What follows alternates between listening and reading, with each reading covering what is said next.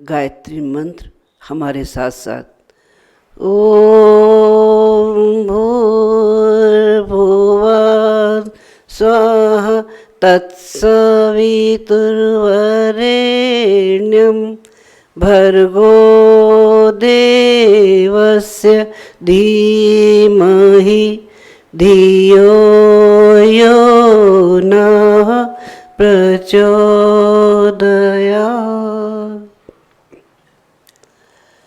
परम पूज्य गुरुदेव और वंदनीय माता जी की सूक्ष्म उपस्थिति में विराजमान शक्ति स्वरूप माताओं, बहनों और भाइयों,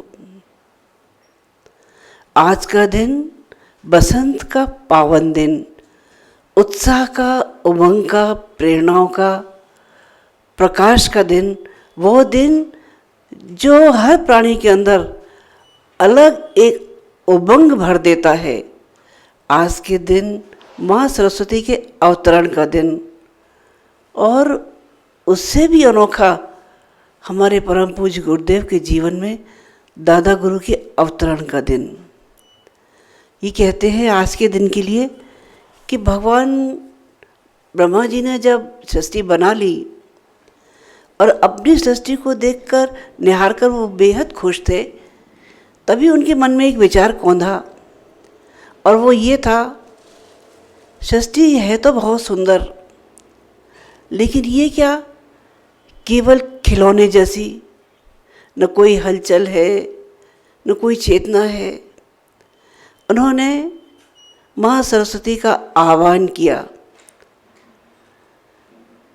और ये कहा, देवी आप अपनी वीणा को झंकृत कीजिए ताकि इस सृष्टि में संवेदना का विस्तार हो सके।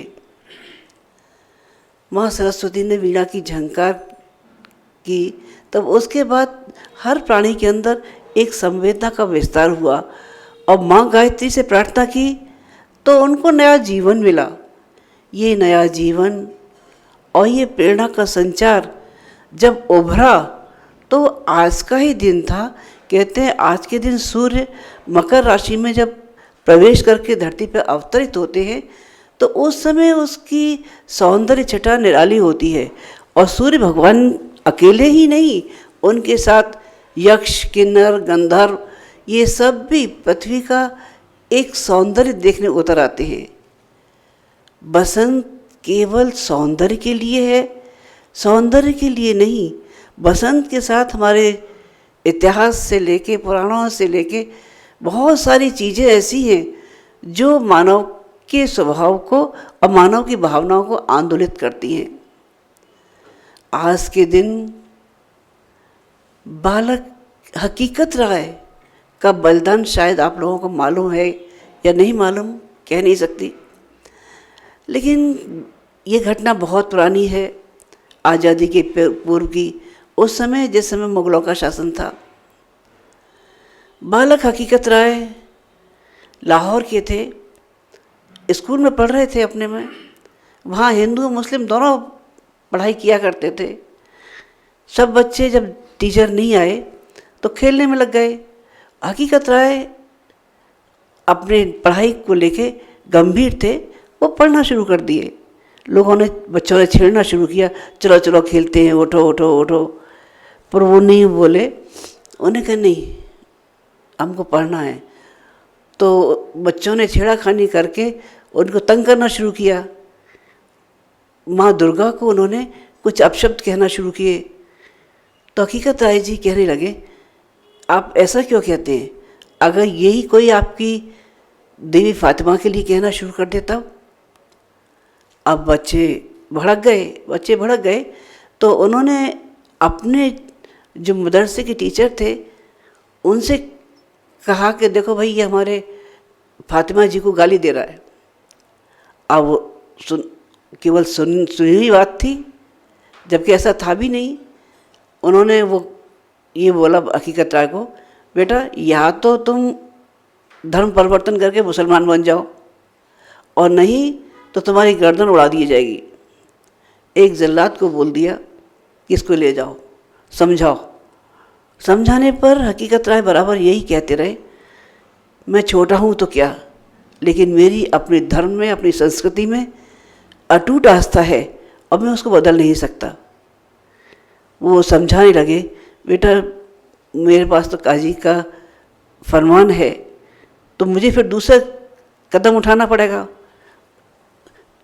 सुन कहते तो जा रहे थे, लेकिन उनके हाथ से तलवार छूट गई उस छोटे से बालक का मासूम चेहरा देखकर।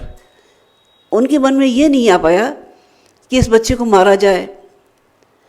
हकीकत राय कहने लगे, आप क्यों परेशान होते हैं? जब मैं अपने कर्तव्य के पीछे डटा हुआ हूँ, मुझे अपने कर्तव्य पालन में कोई कठिनाई नहीं है, तो आपको अपने कर्तव्य पालन में क्यों कठिनाई आ रही है? और ये कह के उन्होंने उनकी तलवार उनके हाथ में दे दी। जल्लाद ने अपने मौलवी जी का ध्यान किया और उसके बाद उन्होंने जोर से तलवार चला दी। पर ये कहते हैं वो बालक हकीकत राय का सिर जमीन पर नहीं आ सका और वहीं से वही आकाश में चला गया। उसके बाद से लाहौर में, क्या सारे हिंदुस्तान में भी बसंत के दिन उस प्रतीक रूप में पतंग उड़ाने का एक प्रचलन तरीका हो गया है, उन्हीं के त्याग को याद कर कर। ये बालक हकीकत राय का बलिदान था अपनी संस्कृति के लिए और अपने आत्मा की गवाही के लिए, अपने धर्म, आध्यात्म, अपनी सनातन गरिमा को बचाने के लिए। केवल हकीकत राय नहीं, गुजरात में एक जगह है डांग करके, आज के दिन ये कहा जाता है कि डांग में माता शबरी का निवास था। जब भगवान राम दंडकारण्य में जा रहे थे माता सीता की खोज में, तो कहते हैं शबरी वहीं मिली थी और शबरी ने वहीं अपने बेर चक के भगवान राम को खिलाए थे। और कहते हैं वो शिला आज के दिन बहुत पूजी जाती है, वो दिन आज का ही था, बसंत पर्व का। और सुनाए भाई बहनों, कितना सुनाएंगे तो बहुत बात आगे तक जाएगी। आज के दिन ही दशरथ जी ने, जब उनकी घर में कोई संतान नहीं थी, तो पुत्रेष्टि यज्ञ किया था बसंत के दिन ही। और ये पुत्रेष्टि यज्ञ केवल एक पुत्र नहीं, उनके घर में 4 देवता अवतरित हुए थे। आज इस सृष्टि का संचालन 3 शक्तियाँ करती हैं। एक का नाम है श्रम की शक्ति। जब भी ये पृथ्वी बनी होगी तब कैसी रही होगी? उबड़ खाबड़ रही होगी, लेकिन लोगों ने श्रम करके उस पर सड़कें बनाई, पुल बनाए, मकान बनाए, रहने लायक बनाया। और जहाँ श्रम होता है उसके साथ अर्थ की शक्ति अपने आप पीछे पीछे चल जाती है। दूसरी शक्ति है विचारणाओं की शक्ति या ज्ञान की शक्ति। ये मानव के जीवन में जब आती है तब बदलती चली जाती है। विचार अच्छे हों तो अच्छाई की ओर ले जाते हैं, बुरे हों तो बुराई की ओर ले जाते हैं। विचारों के बाद दूसरी जो इनसे भी बड़ी शक्ति है उसका नाम है भावनाओं की शक्ति। भावनाएं ना हो तब तो आदमी का जीवन नीरस और खोखला रह जाता है। जहाँ कहीं भी अच्छी बातें होती हैं, प्रसन्नता भरा वातावरण होता है, लोग उन घरों में उन लोगों के बीच जाके बैठना, हंसना, खेलना पसंद करते हैं। लेकिन जो लोग, जिन घरों में हर वक्त क्लेश बनी रहती है, लड़ाई झगड़े बने रहते हैं, कोई बैठना पसंद करता है, कोई बैठना पसंद नहीं करता, वहाँ से भाग जाने को ही मन करता है। बसंत का पर्व एक ऐसा अनूठा पर्व है जिसमें स्थूल, सूक्ष्म और कारण तीनों शरीरों की भावनाओं का समावेश एक ही पर्व के अंदर आ जाता है। कैसे आ जाता है कि स्थूल शरीर में जब बाहर वातावरण में ये नई नई कोंपलें खिलती है, नए नए फूल खिलते हैं, तो उनको देखकर प्राणी के अंदर एक नया उत्साह पैदा होता है। उत्साह पैदा होता है तो कुछ करने का मन करता है। ऐसी ही एक घटना थी। राजा विश्वरथ अपने राज्य की विस्तार सीमा के बाद घर लौट रहे थे।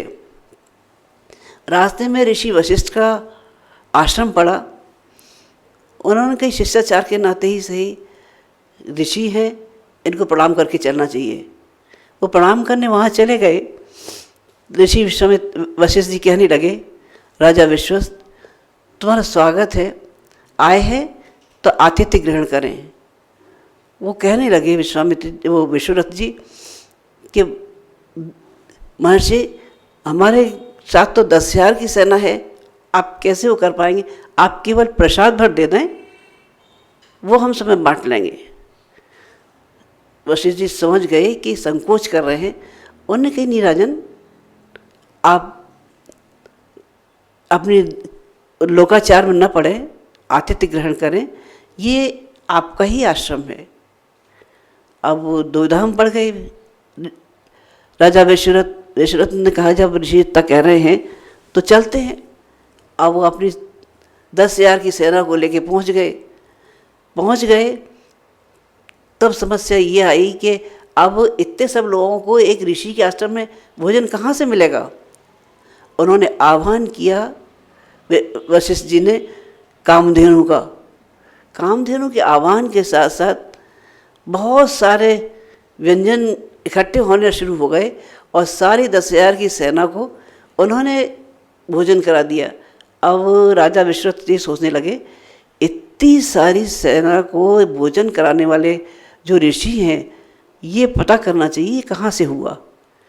उन्होंने पता किया तो उन्होंने कहा, उनके पास कामधेनु नाम की गाय है जो समुद्र मंथन के बाद से निकली थी और देवताओं के द्वारा उनको दी गई थी। वो मनोकामना पूरी करने वाली गाय है, जिससे जो भी कुछ मांगा जाता है वो दे देती है।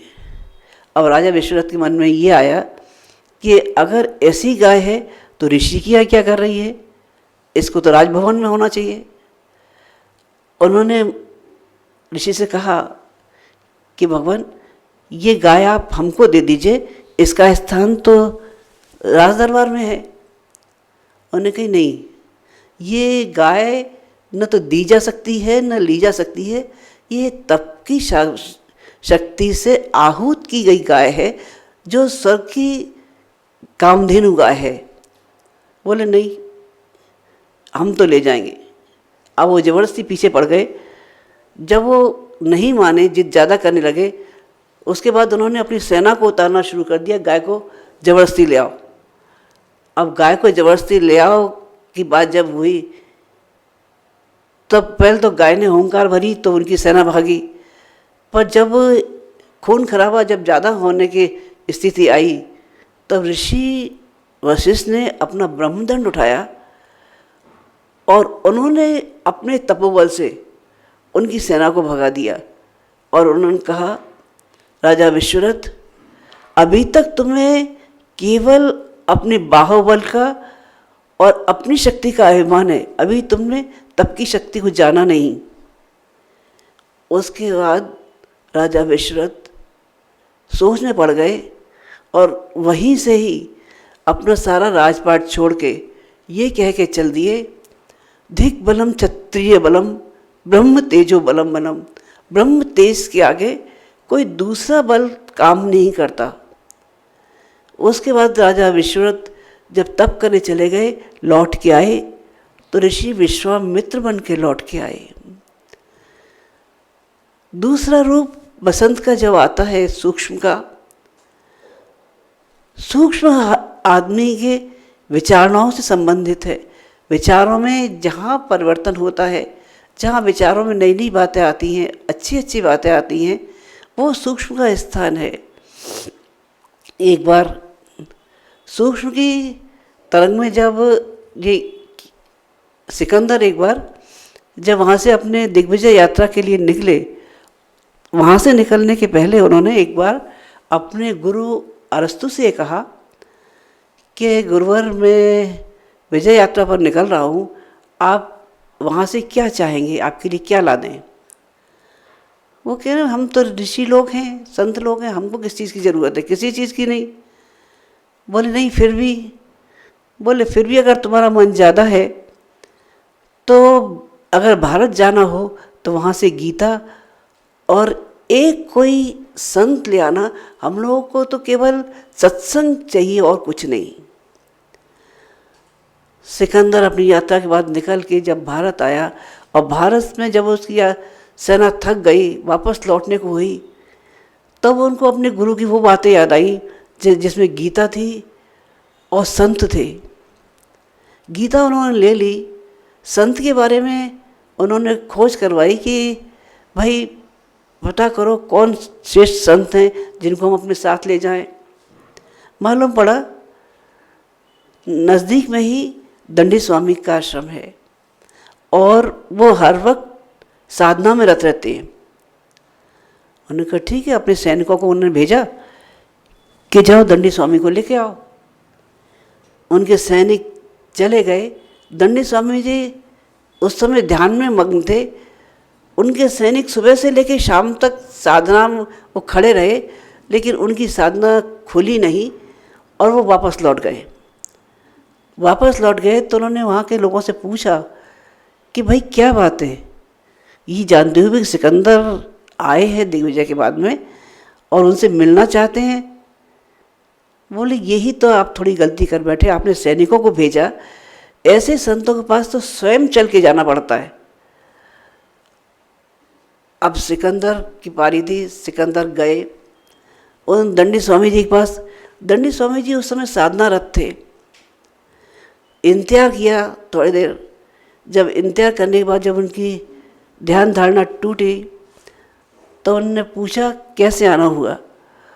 उन्होंने कहा कि हम अपने साथ अपने गुरु अरस्तु के पास आपको ले जाना चाहते हैं, आप हमारे साथ चलिए। उन्होंने कहा गंगा का अमृत हमारे पास में है, भारत की शस्य श्यामला पृथ्वी का स्वर्ग हमारे पास में है, हम स्वर्ग और अमृत को छोड़ के कहाँ जाएं? उन्होंने कि नहीं, हम आपको बहुत सारा धन देंगे, आप चलिए। बोले तुम जैसे लोग दे क्या सकते हैं, अगर देना ही है तो भक्त और भगवान के बीच में से रास्ता छोड़ दें। सिकंदर उगते हुए सूर्य के बीच में थे तो उन्होंने उनको हटा दिया। उनके मेरे भगवान का प्रकाश मुझ तक आने दे। ये सूक्ष्म का प्रवाह दंडी स्वामी के अंदर था। सिकंदर लज्जित हो गए, उनको प्रणाम करके वहाँ से लौट दिए। तीसरा कारण, शरीर में जब बसंत का अवतरण होता है तब हमारी भावनाएं इतनी प्रबल हो जाती हैं, हमारी संवेदनाएं इतनी प्रबल होती हैं कि बाहर की चीज़ें हमको कुछ समझ में आती नहीं। भावनाओं का प्रकटीकरण जब होता है तो मिट्टी के अंदर गुरु और पत्थर के अंदर देवता बनाता हुआ चला जाता है। एकलव्य को उनके गुरु द्रोणाचार्य तीरंदाजी सिखाया करते थे। रामकृष्ण परमहंस की काली उनको अपने हाथ से भोजन कराया करती थी और मीरा के गिरधर गोपाल उनका जहर का प्याला अमृत में बदल दिया करते थे। और मीरा एक ही बात कहती थी, मायरी मैंने गिरधर लीनो मोल, कोई कहे सस्तो कोई कहे महंगो, लियो तराजू तोल। इतनी प्रबल भावनाएं हो तो भगवान को भी तुलने में कोई देर नहीं लगती। भगवान भी भावनाओं में तुल जाया करते हैं। भगवान जब किसी के जिंदगी में आता है तब भावनाओं के वशीभूत होकर ही आता है। एक महिला थी, शादी होके ससुराल गई, वो कृष्ण भक्त थी। उसके मन में ये रहा कि एक न एक दिन वृंदावन जरूर जाना है। शादी हुई, गृहस्थी में उलझती चली गई, बच्चे हुए, बच्चों की शादी हुई।